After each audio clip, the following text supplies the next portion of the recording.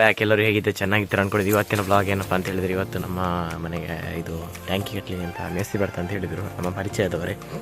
ಅಂತ ಹೇಳಿದರೆ ನಮ್ಮಲ್ಲಿ 1000 ಲೀಟ್ರ್ ಟ್ಯಾಂಕಿ ತಂದು ಇಟ್ಟದ್ದು ಹಿಂದೆ ಇತ್ತು. ಹಾಗೆ ನಾನು ಬೆಳಿಗ್ಗೆ ಎದ್ದು ಏನು ಕೆಲಸ ಮಾಡಿದೆ ಅಂತ ಹೇಳಿದರೆ, ಸ್ವಲ್ಪ ಲೆವೆಲ್ ಮಾಡಿ ಒಂದು ಇದು ಮಾಡಲಿಕ್ಕಿತ್ತು, ಟ್ಯಾಂಕಿ ಕಟ್ಟಲಿಕ್ಕೆ ಒಂದು ಆಯತ ಮಾಡಲಿಕ್ಕಿತ್ತು. ಇಷ್ಟು ಒಂದು ಗುಂಡಿ ತೆಗೆದು ಮತ್ತು ಸುತ್ತ ಇದು ಮಾಡಿದ್ದೇನೆ. ಯಾಕಂದರೆ ಇಲ್ಲಿ ಟ್ಯಾಂಕಿ ಕಲ್ಲು ಕಟ್ಟಲಿಕ್ಕೆ ಉಂಟು. ಒಂದು 15 ಕಲ್ಲು ತಂದು ಹಾಕಿದ್ದೇನೆ.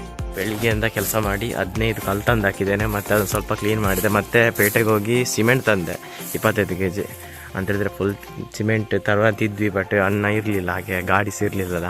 ಹಾಗೆ ರಿಕ್ಷಾದಲ್ಲಿ ಎಲ್ಲ 50 kg ಹಾಕ್ತಾರಂತೆ, ಬಟ್ ಅದಕ್ಕೆ ಡಬಲ್ ಗೋಣಿ ಎಲ್ಲ ಹಾಕಿ ತರೋದು ಅಂತ ಹೇಳಿದರು.